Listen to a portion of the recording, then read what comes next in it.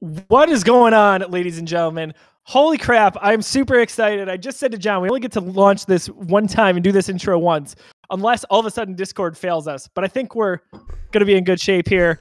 I'm Josiah Leroy. With me today, what would I do without this guy?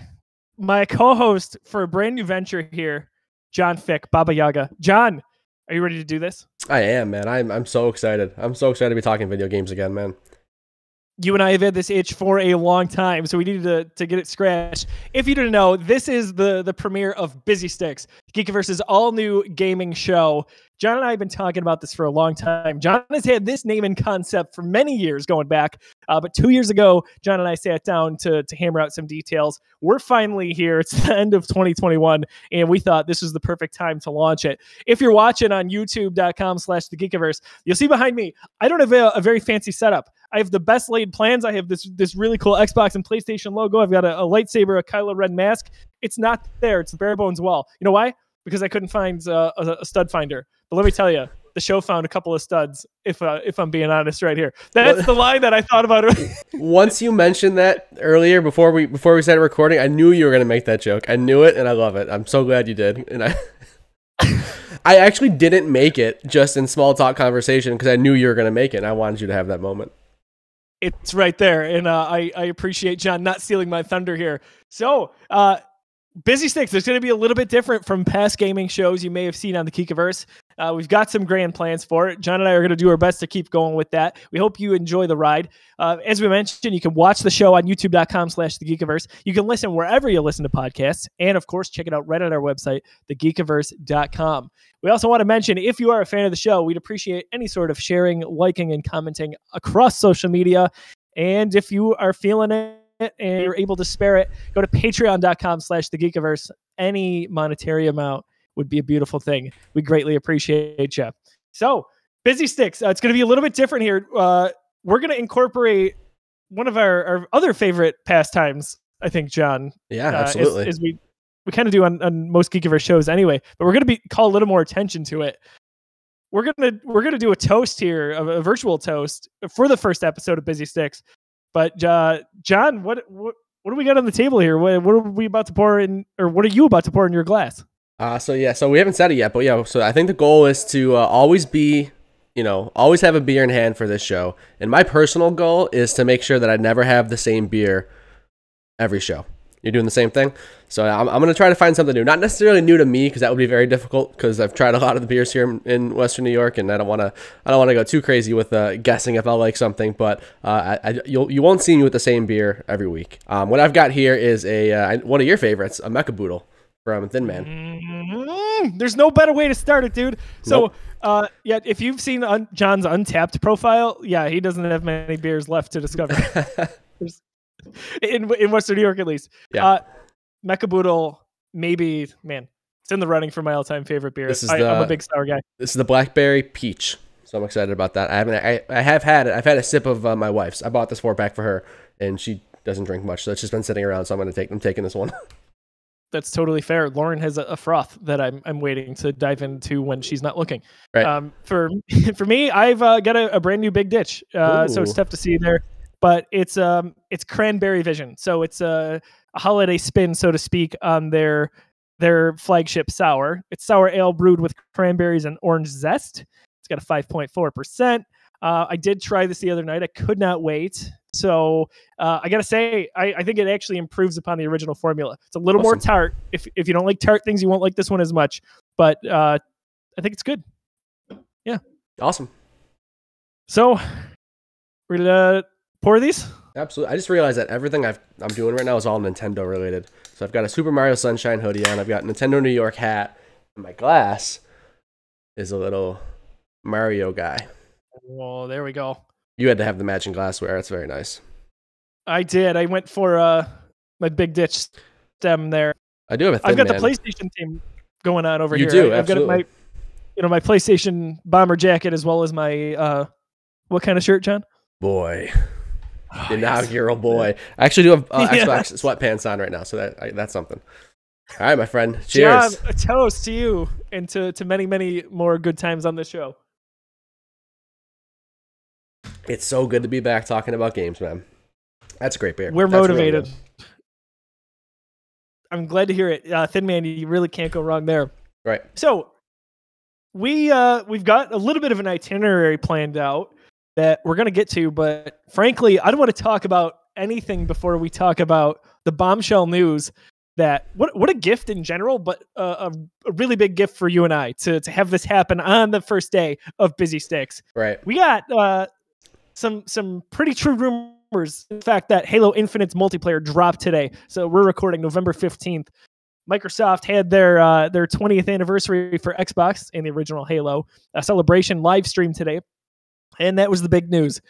People around the world playing Halo Infinite right now. John, react to the news. Tell me, like, oh my goodness, I can't believe this actually happened. Yeah, I got caught up in the rumors last night. I started reading people's tweets and like all of their sources and everything. There's too much smoke. You say that all the time, when there's smoke, there's fire. There was too much smoke for this not to be true. I still wasn't letting myself like fully believe it because I didn't want to watch the stream today and just be absolutely heartbroken. So I'm like, okay, if it happens, it happens. But man, they did it. Just what a it's one of those things you talk about all the time. How cool would it be if they just say, and it's available now? And guess what? Halo Infinite multiplayer is available now. It was great. And man, I was watching the stream. I hopped on right after, downloaded the game. It's only like 20-40 minutes where it was a little broken to download. They got they got it up and running real quick, but played a few matches. What an awesome power move, and what a treat for the fans. And it's so fitting and so awesome that it's on the 20th anniversary of Halo Combat Evolved. Just special times. You and I grew up playing Halo, and to get this here in the next gen, which has been pretty successful in the first year for the Xbox Series X and S. I'm so happy they waited. Phil Spencer even kind of reiterated that, said he didn't like how all of that went down last year. Here we are. We got Halo Infinite. We only have really about 3 weeks to go before we get the single player campaign. So this is more than enough time to dive in and really have a lot of fun with multiplayer. I can't wait to get into it myself. I've got some traveling this week. I'm heading down to Pittsburgh to see our beloved Buffalo Sabres play. So I'm going to miss a few days here in Western New York. I'm not going to be back till Thursday. I think that's when I'm going to get my hands on it. You can try xCloud. I thought about the phone up just to see how it works, just for something to talk about next week, just to give a little xCloud review. I haven't touched it in a while. That'd be I like the concept. I want my first experience to be on my Series X. That's fair. That's fair. Very fair. Yeah. I mean, I can't go wrong, but I really want to wait. So right, yeah, but what a cool thing. I mean, when you think about it, like, what really did they have to lose? They've been doing these trial runs, these test runs that people have gotten invited to. So the game's been pretty ready in some state. It's 3 weeks from launch, so you imagine that like the code base that they're shipping is good. It's ready to go, and it's free to play. So it's not like you have to worry about hurting your sales by launching it without marketing or launching it ahead of schedule. Just drop it. It's free. Why not? And they did it. It's just so cool. It's so funny. I was reading an article last night, and man, I'm so sorry. I forget which one or which outlet it was from, but they were saying basically here's some pros and cons to why we think this might happen and why it might not happen. For one, they were like, it's ready. Like the multiplayer's ready. Like all the tests they've done, the reception out there, this is ready to go. Okay, that's a pro for it. Con, they said, one of Microsoft's partners, especially in this generation early on, is EA, and Battlefield's.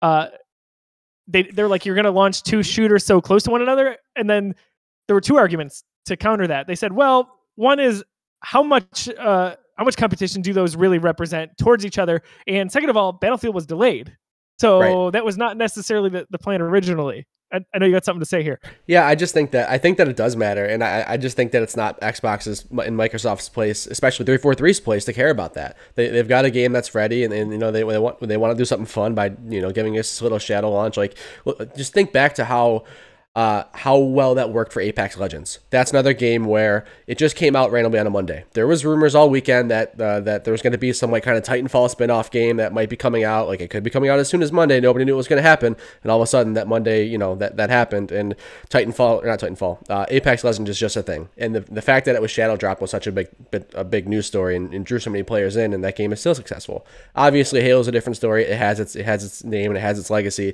but man, they can't let a partnership like that get in the way of doing this. And you mentioned, like, you wonder how conflicting those audiences are.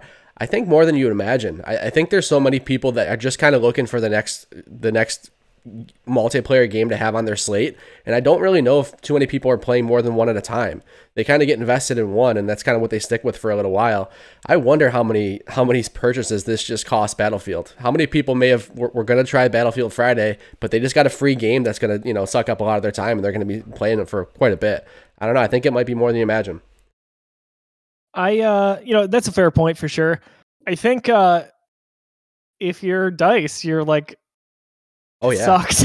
Absolutely. we should have beat them to the punch right now. Yeah. But the last counterpoint I wanted to mention here in this theoretical article, they're talking about, oh well, Microsoft also doesn't want to necessarily crunch this too close to Forza. And to me, again, the competition point, that's a stretch, I think. That one I think is a stretch. I think when you have Battlefield and you have Halo, those are both online competitive shooters. And I think for the most part, most people, the average layman gamer has one of those in rotation at a time. They're not really hopping back and forth between stuff. So I think the Forza comparison is a bit of a stretch. That's more good stuff for Microsoft. That's just more stuff that's on Game Pass right now, ready for you to play. Ladies and gentlemen, tell us in the comments below, Reddit, youtube.com/thegeekiverse. How are you playing Halo Infinite? Are you playing on your Series X? Were you able to get one? Your Series S, which seems a little bit more accessible these days, finding them on shelves, or your Xbox One or One X. Many ways to play this. Or xCloud. Or xCloud. Or PC. You don't have PC is a big one. You don't have to own an Xbox right now. You can literally just sign up for Game Pass on your iPhone or on your Android device and just play Halo Infinite on your phone. Obviously, we know there's a little bit of latency and stuff going on there, but it's still pretty cool. It's a good way to try that out. And folks, it's $1 for the first month if you're brand new there. So dive in. Oh, speaking of Game Pass, real quick, Black Friday, you can get a 3-month Game Pass. I want to say from Walmart in Target for $25. It's a pretty good discount. Yeah, I'm gonna have to stack up. I'm paying monthly right now. Whatever the last discount I did, it expired a few months ago, so I'm paying the $15. So I'm gonna need to look out for that.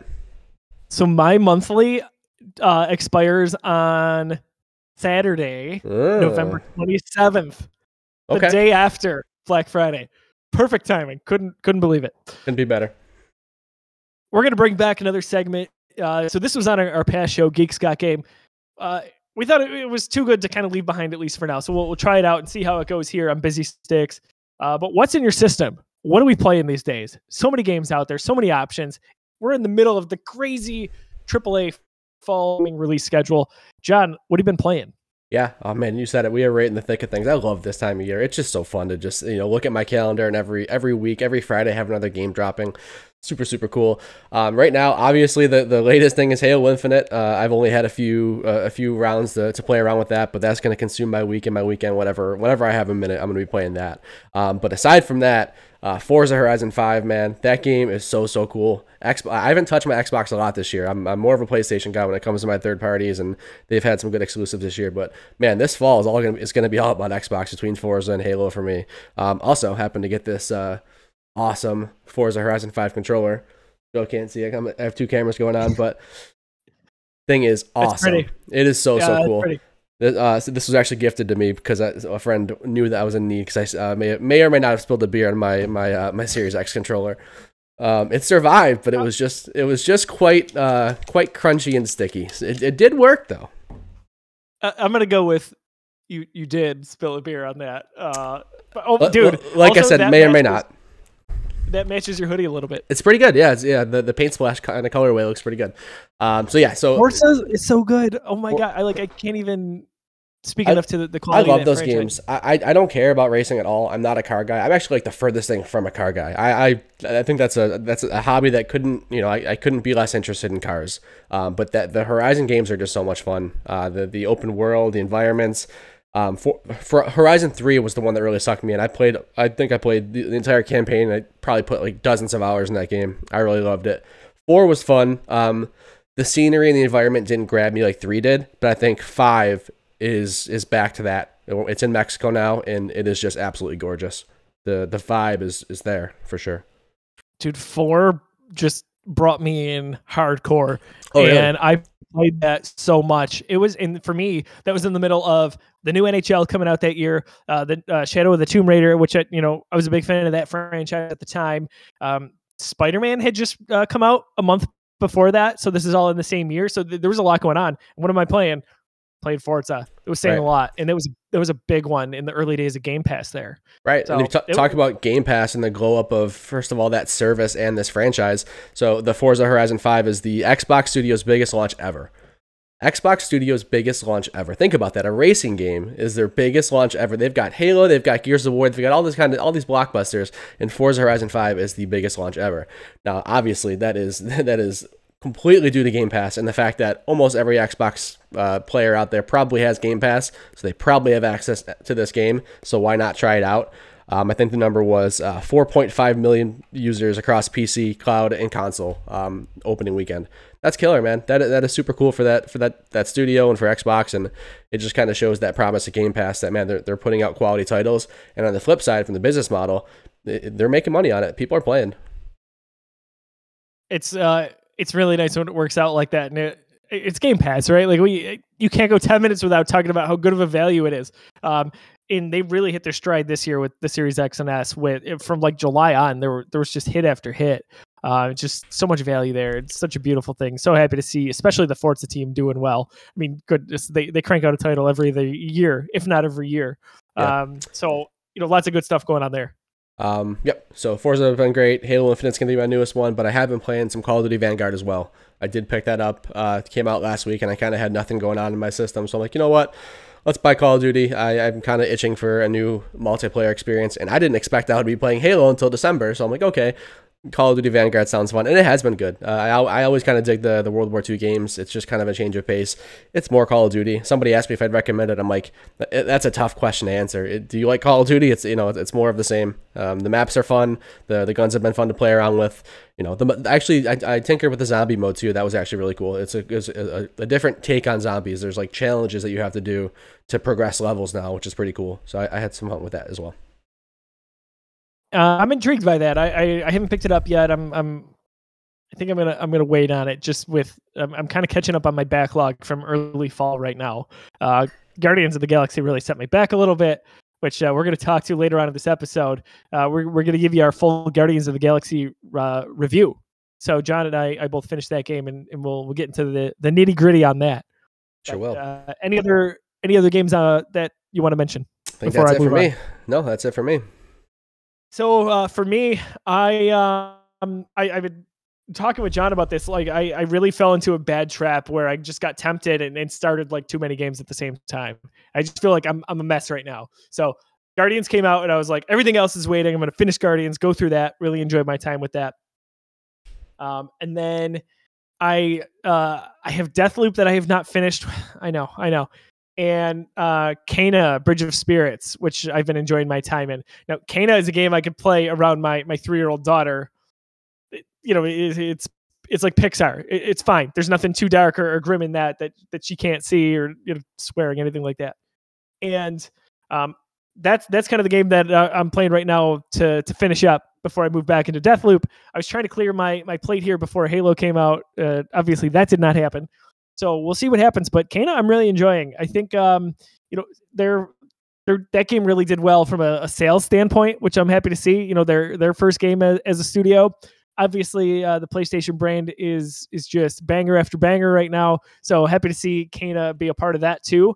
And I think they could do well with a sequel down the line. It's just an absolutely beautiful game. The game plays okay. It's fine. It doesn't have to be anything exquisite, but the graphics, the cinematics are really where everything captures your attention. It's just gorgeous. And the soundtrack, beautiful setting. The character reminds me a lot of Rey from Star Wars, so I love that selfishly. Ironically enough, we don't of all the characters in the game, she's the one we kind of find the least out about, which I guess is kind of like a Rey thing at first, right? Yeah. Until we get to episode 9. But that's a topic for another time. So Kena, and then I'm going to get back into Deathloop, and then I'm going to jump into Halo as soon as I've got an opportunity to do so. Awesome. Yeah, Kena's one that it just passed me. Something else, I'm so bad with dates, but something definitely came out right around it, so I didn't touch it. It was one that I was excited for. It must have been Deathloop. That makes sense, right? I think Deathloop was a week. Yeah, I think it was the week after. So Deathloop got my attention, and Kano was more like, okay, I'm gonna go back to that, and I just haven't yet. So maybe it'll be on sale during Black Friday digitally or something like that, so I can pick it up. But I hope to squeeze it in before the end of the year, so I can talk about that in our Game of the Year conversation. Yeah, it seems like it's a pretty short game, just based on what I was reading for non-spoilery stuff online. Yeah, I was going to say, I wonder. Forever to get there. Right. Yeah. So. Good stuff. We want to know, what are you playing, whether it's on your PlayStation, your Xbox, your Nintendo, your PC, your phone. Hit us in the comments below. We're going to get into some news items here, just react to some of the news here for the week of November 15th. Big one for me, obviously we covered Halo. We had to get that one out of the way first. But there's a lot of Star Wars games rumored to be in the works right now. So this is a beautiful thing. For me, I'm really, really intrigued by this one. Jeff Grubb is kind of teased that Quantic Dream is reportedly set to work on, or is working on, a Star Wars game that is set in the franchise's new High Republic era. It doesn't sound like, based on the few details we've learned, that it's going to be strictly a quick time event, so to speak, game like you see with a Heavy Rain or a Detroit Become Human. However, I've always enjoyed their storytelling pedigree, and I've been a big fan of their games all the way back to Indigo Prophecy, which I was able to finally play in the last year. So for me, you put Star Wars with that studio as with all the other games that we know and hear to be rumored in development. What a bright future. The other thing that Jeff notes is that we're going to find out about this game soon, and I got to think that means the Game Awards. Because I hope we're only a few weeks away. Right. Speaking of the Game Awards, you got nominations are coming out tomorrow, so that's going to be fun to talk about too. Yes, it will. It's been a good year. What is there ever a bad year, right? Like for gaming. Yeah. So for me, super excited. I've been a huge Heavy Rain fan, Beyond Two Souls even, which it kind of was hit or miss among fans, and then of course Detroit Become Human. But John, does this move the needle for you? Get excited? Hit me. Yeah. Yes. You want to know the funny thing is that what's most exciting to me about that story is none of the things that probably excite you is the fact that it's the High Republic. I was just going to say it. Yeah. So I am. Well, you might, if you have a decent eye, you can see that bookshelf is full of Star Wars books right there. But the High Republic has been so much fun for me. The first two novels, like we're getting to the point where that might be my favorite era of Star Wars already. Like I'm like two full novels, two comic series lines, and a few spin-off novels in, and I just absolutely love the High Republic. So to see that in a game, just to see any more of that, I'm so excited. So if that's what this really is, man, I'm all in. I don't love Quantic Dream's games usually. I mean, I like them. I don't love them. I played a little bit of Detroit Become Human. It's a little much for me, just because if they were shorter experiences, I think I'd like them more. Or if there was just, I don't know. The stories usually don't intrigue me as much as I think they should. Certain games that are like quick time event based, I can get down with, like really like the new Life is Strange game, like Until Dawn, that kind of stuff. Like I can get behind just a quick time event, walking simulator type game. But for whatever reason, the Quantic Dream games just never seem to stick with me. I thought Heavy Rain was fine, and everything else I've just dabbled with didn't really suck me in. So I hope this is different, because this is a property that I really care about, and this is a era in that property that I'm super super jazzed about. So I hope it works, and I hope we do see it soon. I've heard the terms open world as well as action adventure in there, so I wonder what that really means for Quantic Dream. Also of note, Quantic Dream is not PlayStation exclusive anymore, or they're not just building games for PlayStation, as they have for a long time now. So I would hope to see that on Xbox as well. I would assume it would mean that. So time will tell on that. Hopefully we get that in the coming weeks, like we said, at the Game Awards. Also in the news, we finally got our first glimpse of Spider-Man in Crystal Dynamics Avengers game. And it's okay. The trailer is out there. What's funny is a week ago, I deleted Avengers off of my PS5. I had left it on there for the longest time, saying I'm going to get to it. Like I'm going to play. I'm going to go through Hawkeye. I'm going to get, the Black Panther stuff looks pretty sweet. I'm into that. I don't know if I'm ever going to go back to this game. Like, John, talk about your reaction. You're a huge Spider-Man fan. We both love the Insomniac game, so it's so unfair to even talk about that right now. But it is. What do you think about what this iteration looks like. Yeah, so I'm right there with you with Avengers. First of all, it's one of those games where I played and I actually really enjoyed the story. I thought it was a little 10-hour fun cinematic AAA experience. I liked it a lot. But then you got to that end game and I'm like, man, I never thought that I would be upset by the term Avengers Endgame because this is just not what I want. It just wasn't. Yeah. It just the raids and the facing this doing the same missions and stuff like that Destiny style MMO shooter type stuff, it just wasn't for me. And I knew that all of the new characters that would come out would be that kind of experience, closer to that than the original cinematic stuff. This is more of the missions and the grinding and stuff like that. So I just knew that no matter what they did, I was never going to come back and play any of these characters. And yeah, I mean, you see the Spider-Man trailer, and all I can think about is, yeah, that sure looks like a Spider-Man, but man, Insomniac does it much better. He looks so heavy, and it just looks clunky comparatively. I'm excited. I'm interested to see how it plays, and I almost might pick it up just out of a morbid curiosity, just to see what it feels like to play that Spider-Man, because it's not going to compare. It's just like I said, it's so unfair almost to do this now. It's like, I don't know, if Sony were to come along and be like, MCU, you keep doing your thing with Tom Holland. That's fine and dandy. We're gonna go back and do our own thing with Andrew Garfield again. Yeah, exactly. No, it doesn't get me excited. Just stop it. Let the pros handle it. Yeah. And that's not to say, by the way, that the Crystal Dynamics team that has done this did a poor job. Because like you, I actually think the base game was really fun. I liked the story. I liked playing as Miss Marvel. What a fun character. It was cool going back and forth. It's not a bad superhero story. My problem, as is yours, is the end game content. Again, end game. I can't even believe we're talking negatively here. It's just not, it should work in execution. It really should. But it's just not for me. And the grinding is awful. Right. It's absolutely awful. You say it should work in execution, man. I just wish they just didn't take that approach to begin with. I just wish they would have just poured those resources into making the single player game maybe a little bit longer, more polished, or X, Y, or Z, instead of even or just start working on your next game already. Instead of dedicating all this time to this end game of a game that's not really built for it. It's a superhero game. It's not, the progression and stuff like that isn't really set up to be there for this kind of franchise, at least in my opinion. I mean, I know there's people out there who play the game, but from what I can tell, that fan base is kind of dwindling. We just saw it work with Guardians. Just focus on single player. And this is such a 2011 timeframe game to me, where it's have to include multiplayer because everybody has it. No, you don't. You absolutely do not have to do that. Be good at what you do and just go from there. And to your point, I think if the DLC that, whether it was Wakanda or the Kate Bishop stuff, any of it, if it was story focused and it was truly single player, I would have paid for it. Right, I would have paid to play that. Yeah. The free to play does not excite me at all. And this game really got dragged down by average reviews stemming from that post game content, and that just sucks because we're probably not going to get, at least from Crystal Dynamics, another Avengers game because this did not do well from a monetary standpoint.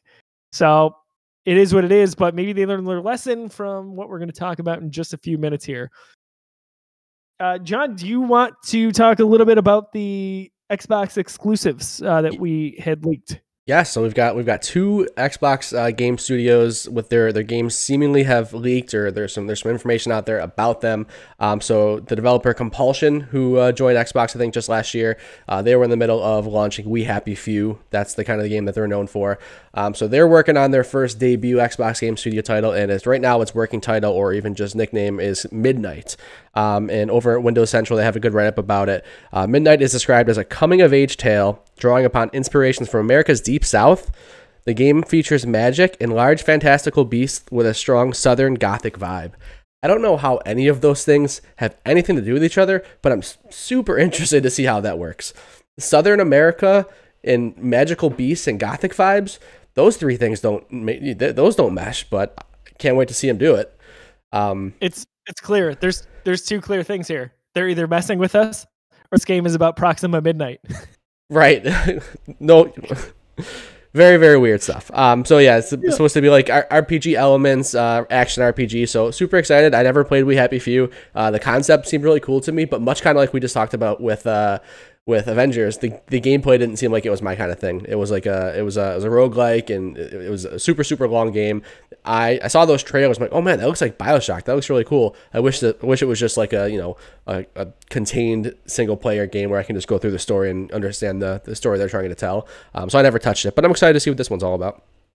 Dude, you nailed it there. That We Happy Few needed to be contained. So I got to play that game at E3 before it came out. I was all about it. I just got a slice, right? A vertical slice. I'm like, oh my gosh, this is going to be great.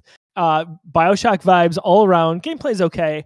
And then I played the game. I felt like forever and didn't seem like I was close to finishing it. Right. So it's one of the few games I've started that I haven't finished. And I'm excited to see what they can do under the Xbox Game Studios umbrella, because I'm rooting for that game, whatever it looks like, even though if you had just said Compulsion Games is coming out with a game, I would have felt like I knew more about that description than what you just read to me. Seriously. Which is bizarre. Right. Yeah, no, I'm excited though. I mean, obviously Compulsion is talented. I mean, We Happy Few was super, super cool conceptually. It did well. People love the game.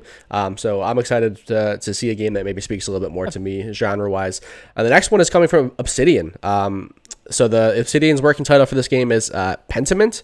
And Jeff Grubb revealed this one over on his podcast, the Grub Snack Show. But this is supposed to be like an indie style game that's led by a very small team. People are saying that it's going to draw some cues from Disco Elysium. So maybe some kind of like small, narrative focused game. Not too much information about it, but something I've just been saying forever, man. Xbox has all the promise in the world. We just got to start seeing these games. And we just talked about Forza. We just talked about Halo. Yes, we're seeing games, but we've been seeing Forza and Halo for the better part of 2 decades, right? So I'm excited to see some new IP from the Xbox Game Studios, and it's happening. Yeah, it's exciting to see, and I feel like they had a pretty good year this year with some of their internal games, and then some that were not necessarily exclusives, but some big third-party games that they got onto Game Pass. And I think the future looks really good, especially if you are an Xbox fan or you can get your hands on one of those shiny new systems. And Obsidian, I mean, that's a big name, right? That's a studio that's got a nice pedigree, and I'm confident whatever they're going to do there, especially with what you're describing, plus the resources of a Microsoft, I would bet on that game. So I think it's eventually going to do well without knowing anything past the rumors here. Right. It's interesting to see a team. I think Obsidian's a pretty big team. Obviously, they've got a couple projects in flight right now. I forgot what their big game is. It's like some kind of war type game, but that's that's like their big focus. So this seems to be just kind of like a small spin-off team. Glad to see if they can push this kind of stuff out. Yeah, for sure. Another new segment we want to bring into Busy Sticks here. Again, if you're just joining, thank you so much. Busy Sticks, you can watch this episode at youtube.com/thegeekiverse. Listen to it wherever you listen to podcasts, or check it out at thegeekiverse.com. As always, you can support us by going to patreon.com/thegeekiverse and donating. If you can't afford to, that's not a problem. I understand tight times these days for sure. Even word of mouth goes a long way for us, so we appreciate you. Show and tell. This is a segment that this was your brainchild. You brought up you back again when we first talked about it. And why don't you intro it a little bit? I'm going to give it to you, and I'll get my item ready. Right. I mean, there's not much to talk about. It is what it sounds like. So every week we're going to rotate. One of us is going to bring an item. And that item is meant to spark conversation. It could be literally anything. I don't want to give any examples, because if I think of something, it's probably one that I'm actually going to use. But why don't you kick it off by just showing us what you brought today? And again, we're not going to know. I don't know what he has. I don't know what his item is up for the day. He won't know what mine is next week. We'll be in the dark about this. So yeah, show and tell, baby. This is great for a number of reasons. It ties into so many things we talk about. It ties into something we are going to talk about in just a few minutes' time. So Lauren, my wife, and I, we were in New Jersey a few weeks back for the Sabres Devils game. Went to the mall, kill some time, Disney store, and they had this wonderful, wonderful ornament that I just had to get my hands on. But here it is if you're watching the video version of this. The Infinity Gauntlet. That is so cool. Possibly my favorite ornament ever. You can't really tell. I'm going to turn the light on. But you can see it. there's a switch at the bottom. Okay. Yeah, all the Infinity Stones there, they glow. That is so detailed. That's awesome. Right? I mean, look at that thing. Super excited about it. Pretty big, like, that sits on the palm of my hand there. But yeah, it was just so perfect. Like, this was my item when we talked about the show a few weeks back, or debuting it. And to boot, we're going to talk about Guardians of the Galaxy. So it's so great. And then later on, we're recording after this a new episode of MCU Reviewed. Man, just what a great way to kick off the evening with the gauntlet. Love it. The gauntlet, I'd love it. I have to keep it away from my daughter, if for no other reason. She loves lights. Right. Don't want her to accidentally drop it. That's got to be top of the tree. That's got to be up there. It's going to the top of the tree. I've got Ray up there. I've got Spider-Man up there, and something else I'm forgetting. But Guardians of the Galaxy. We got some talking to do here. John and I played the game. We finished the game. A contained single player adventure. And it's even better than that. They only focus on you being Star-Lord. That's it. You Peter play the Quill. game as Star-Lord. You are Peter Quill. You are the leader of the Guardians of the Galaxy. You got this, right? Probably. So, John, I don't have any itinerary. Let's just talk about the game. Hit me with your thoughts on the 101. So I think the best way I can sum up my impressions is to say that every worry that I had in the trailers and the initial coverage of this game was not justified. Everything that I was slightly worried about just wasn't the case. I was first worried that it was going to be another Avengers type situation, whether it just be they try to shoehorn multiplayer or that post game stuff, or it's just a game that doesn't have a focus because they're trying to do too much. That wasn't the case. It was a very streamlined, straightforward single player game with the narrative focus. Like, that's what this game was. I was worried that, much like I felt a few times in the Avengers game, that this Guardians of the Galaxy crew would gonna feel like a dollar store version of the Guardians, because I only know the Guardians from the MCU films. I've never watched a cartoon with them, or I don't have multiple variations. But I've got multiple Spider-Mans. I know a few Iron Mans, a few Captain America, stuff like that. I know one Guardians team. So to bring in this other crew that, it's not animated. It's a video game where they're going for a lifelike, graphic. So pretty close, right? I was very worried that they were going to feel bargain bin, dollar store, and I wasn't going to be able to get attached to them. Couldn't be dollar further. Store. That's the best way. That's the best way to put the way I felt about some of those Avengers characters, Black Widow specifically. But these are not them. Yeah, right. Spaceballs. Yeah. And that wasn't the case. The cast, the characters, these Guardians, like, man, right on par with how I like how much I like the MCU Guardians. So it just worked. And then the other worry was the gameplay. So the gameplay, we saw these snippets, and it seemed like, okay, it's just like you're this group and you're kind of just firing at bullet sponges, and it seems like they're going to be using the same kind of enemies throughout the game. They're going to be repetitive. I was very worried once we saw like that gelatinous cube.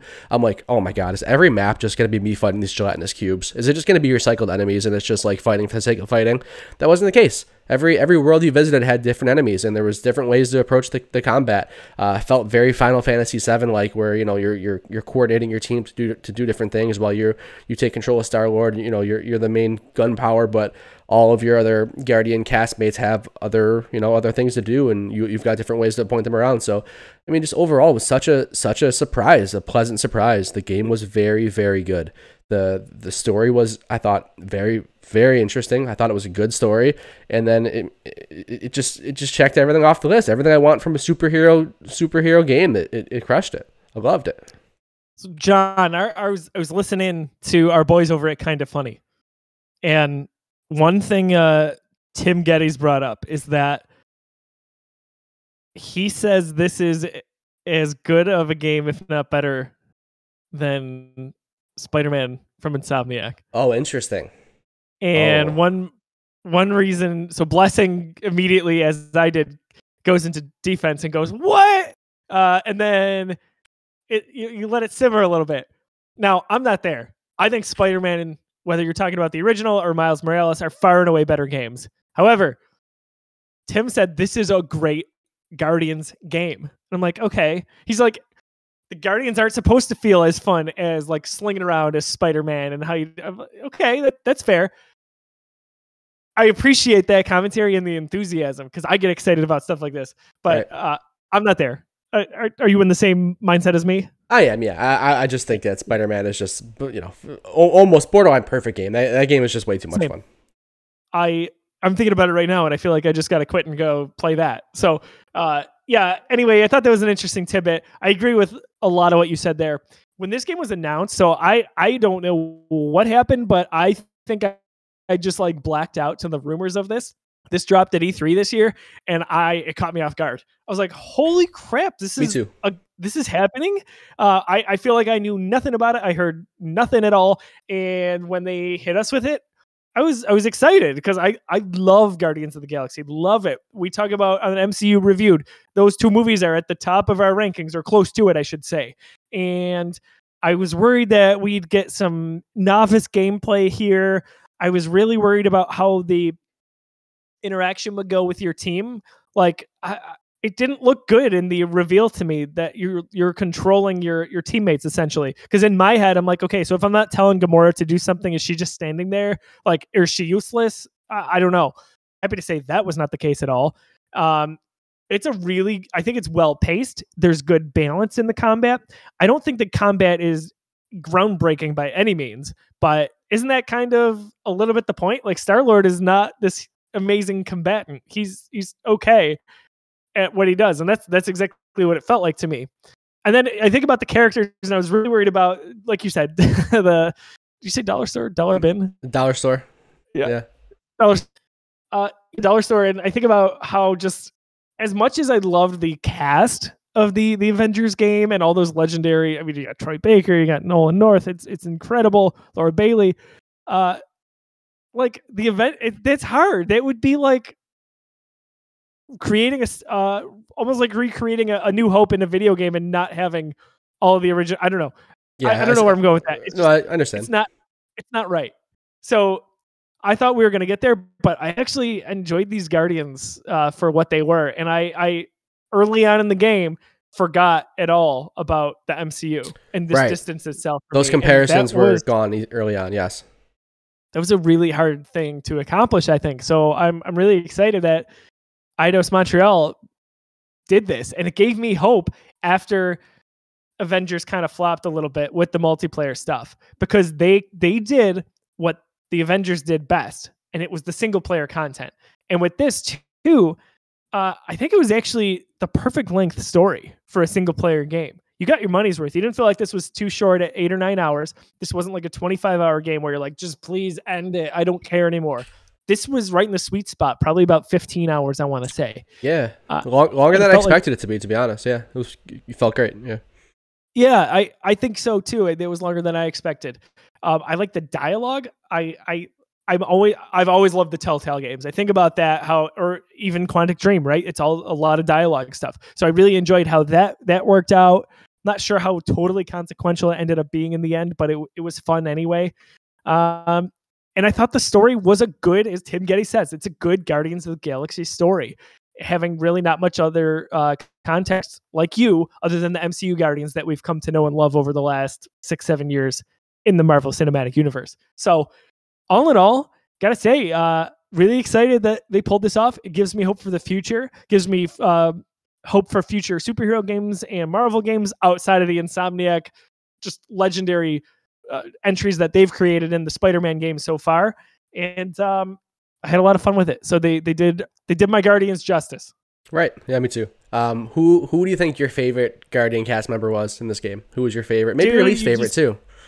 You took. This is so crazy how in sync we are. You took the words out of my mouth. Beautiful. This is why John and I are just best buds here. Okay. Favorite character, Gamora. Okay. Nice. I like Gamora a lot. Yeah, that's a good one. Really liked her. Can you, if you like take a step back, does it almost seem like she could have been like played in this game by Kobe Smulders? I'm not familiar. From How I Met Your Mother, or she's Maria Hill in the MCU. Yeah, absolutely. Okay, yeah. I can get there for sure. There's some mannerisms there. I kept hearing her. Like, take a look at her. She looks and sounds like her to me under the makeup. Yeah. And then least favorite. Man, I'm gonna say, gosh, I think there was I can get to liking any of these characters. Okay. If I have to pick, I would say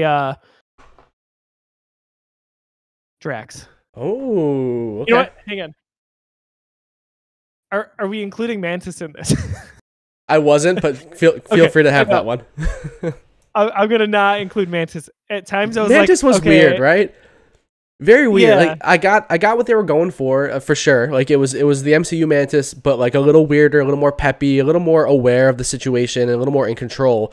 But a lot spacier. But some of her dialogue just felt so weird. It just didn't land for me. A lot of the kind of jokes they tried to make and stuff like that, it just didn't work for me. Mantis she was not odd. MCU Mantis awkward, who is like just. It's like, oh, it's adorable, right? Like she just, or it's hysterical when her jokes don't land because they're really funny then in that awkward sense. I agree. This one, I was just kind of like I was excited when I saw her. Yeah, it was cool. She shows up and I'm like, Mantis, yes. Yeah. And I was like, I don't know, good. It's fine. Yeah, but I would say Drax. Even though I could find redeeming qualities in any of these characters. So I almost said someone else, but I'm going to let you talk because I think we might be on the same page. Okay. So oddly enough, my favorite, I think, is Drax. I really liked this Drax. I don't know what it was. I thought that like he did everything that the Dave Bautista Drax did, but kind of almost better. I just thought his delivery, I didn't actually never looked up who the voice actor was.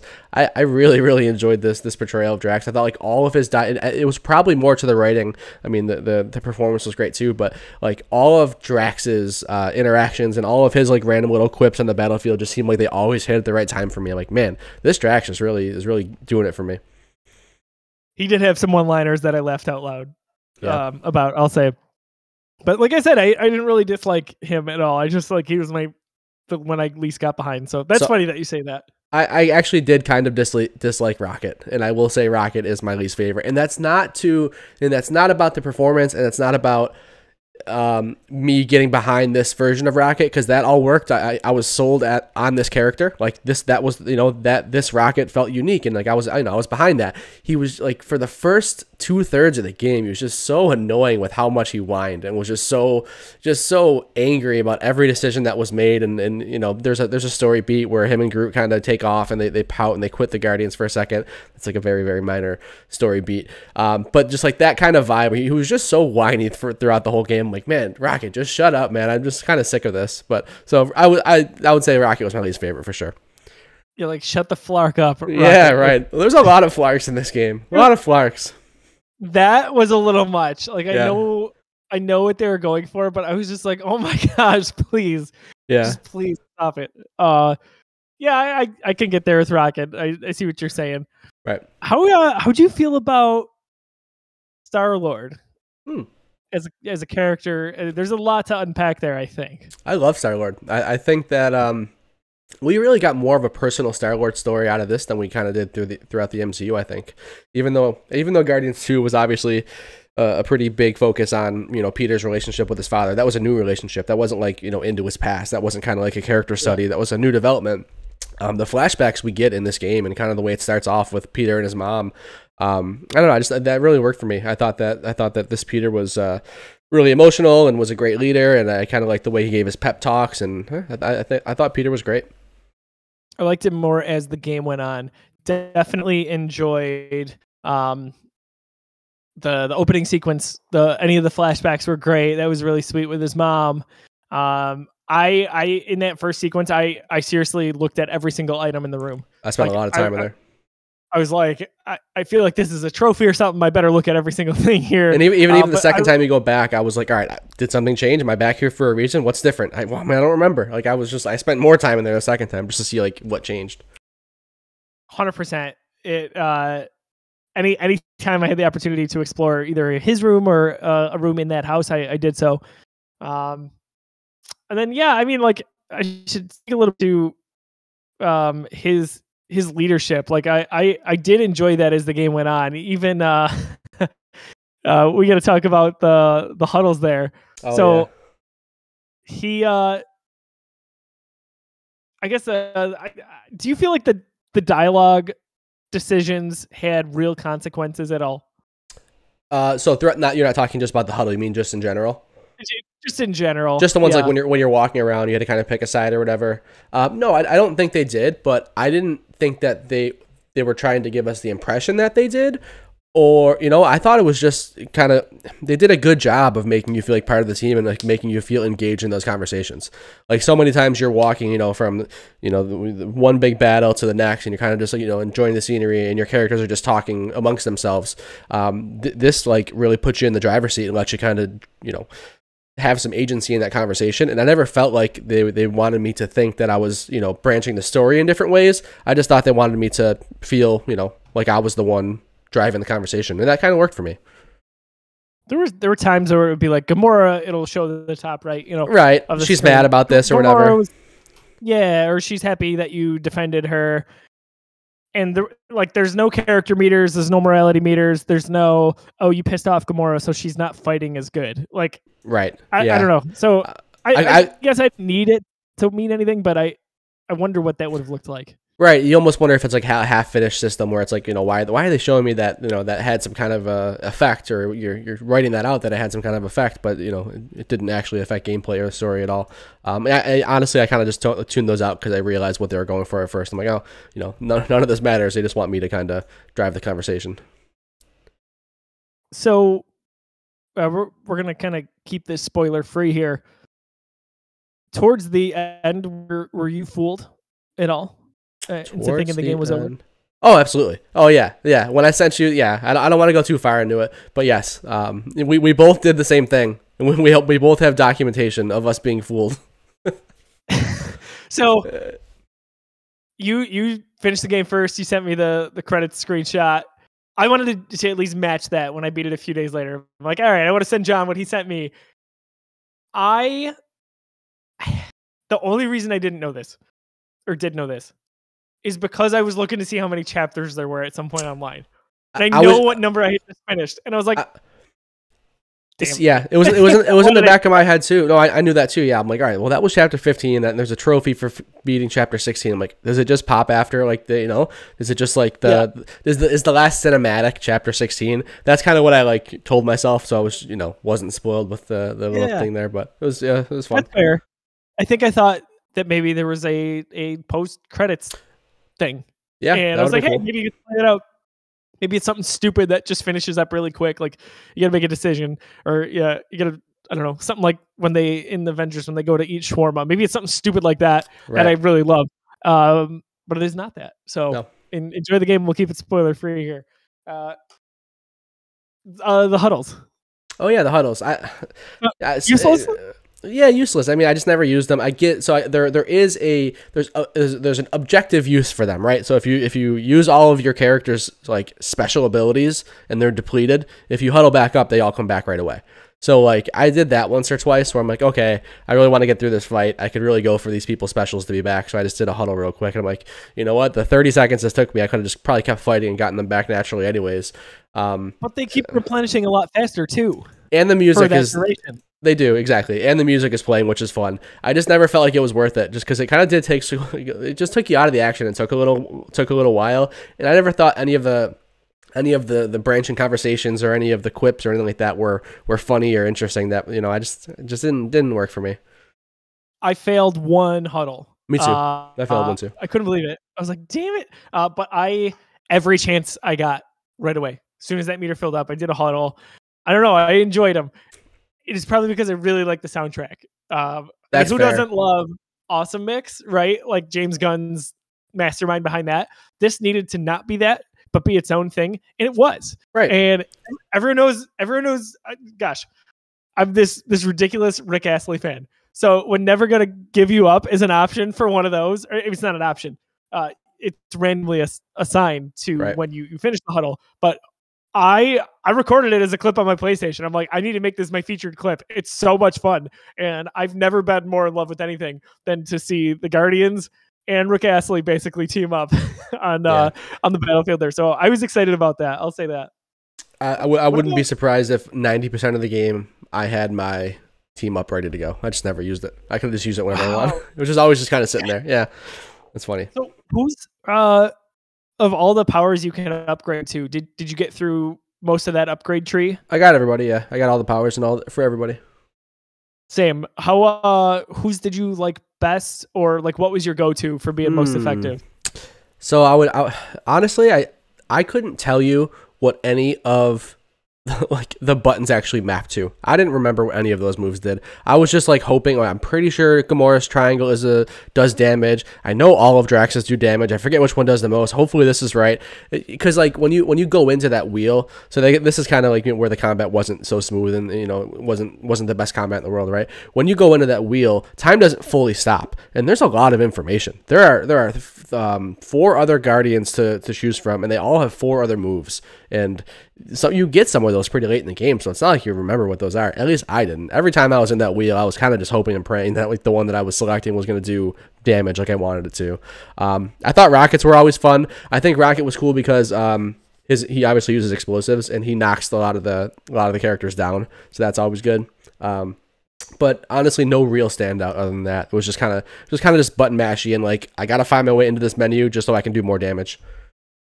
I feel like rockets was the best if you were fighting a crowd, like meaning everyone was too huddled close together, right? Because the grenade just would mess up, a handful of people. Groot was good for that too. The vine that threw everybody up. That's like actually all I kind of used Groot for, was just like throw everybody up in the air. That was very similar to the grenade, but didn't really do damage though. So I don't recall what they call the powers, but everyone has like a predominant one, right? Like their biggest one.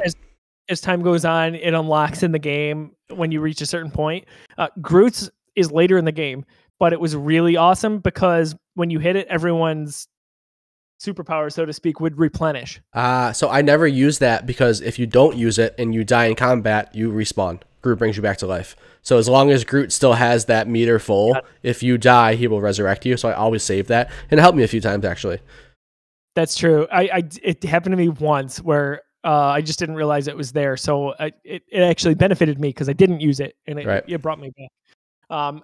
That's another thing. Like, did you find that you died a lot in this game? No, it wasn't too difficult. Not really. No, I mean, I felt that some of the traversal and platforming, I guess you could say, was a little cumbersome, and I was falling off the map quite a bit, like in random spots. But they didn't punish you too bad for that. You instantly respawn and just lose a little bit of health, which just felt like health never really mattered in this game. Like I was always kind of just good to go. Dude, that is a really nice thing. Anytime I would fall in combat or miss a ledge, it was really good that they would not make you waste 10 minutes of load time. Oh my god. To get back to that Jedi Fallen Order, when you would fall, oh my god. The load times in that game. I'm having a horrible problem with Kana, Bridge of Spirits right now.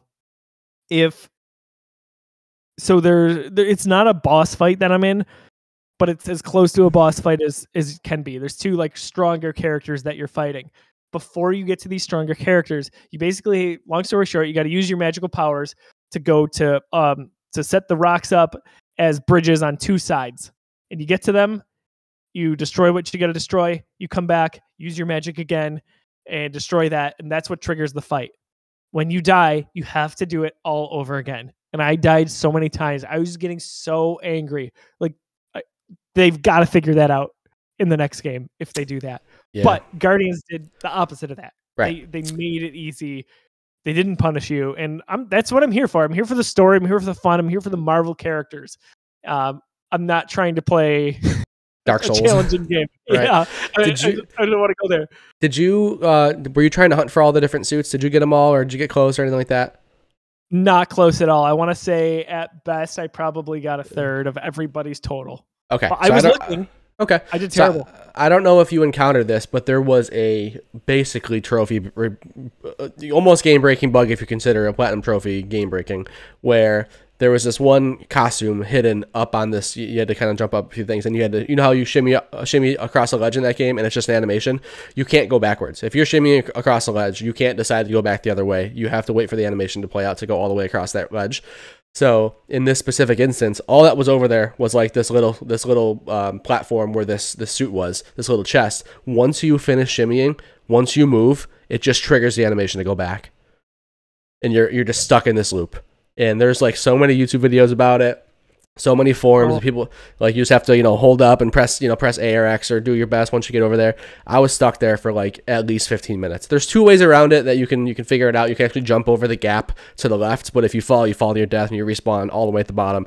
It was an annoying bug, super frustrating because the animation to get across the shimmy was like sounds dumb, but it was like 5 seconds long, and you're just sitting there for 5 seconds, like knowing you're about to fail again because this is like the 15th time you've tried, and like you're seeing no light at the end of the freaking tunnel, Flarkin tunnel. Sorry. Dude.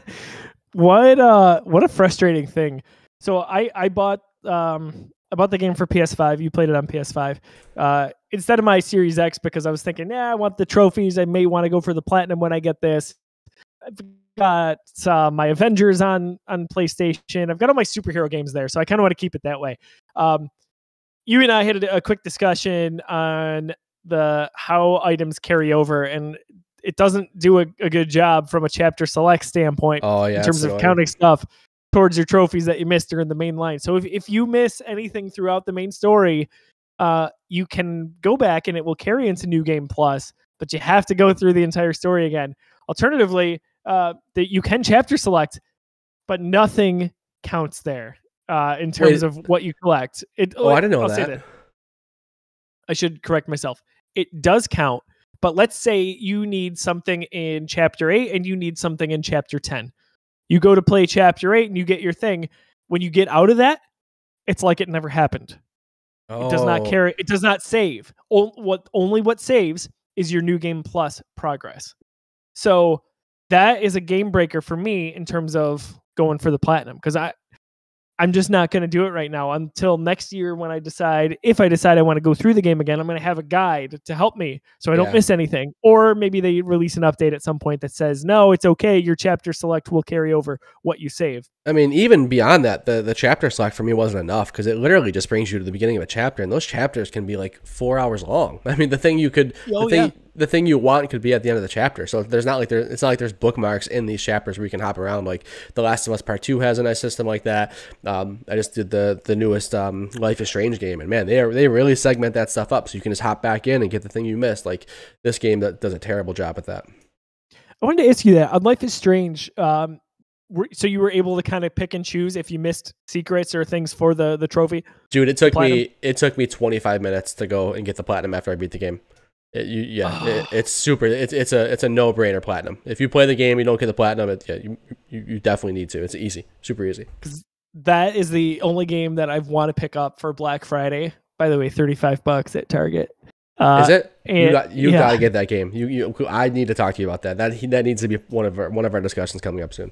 So I will get that game. I will play that, and we'll come back to it. We'll have a full discussion on it for a busy 6. Yeah, I'm excited just based on hearing how much you liked it. So, Guardians. Maybe last thought here for me.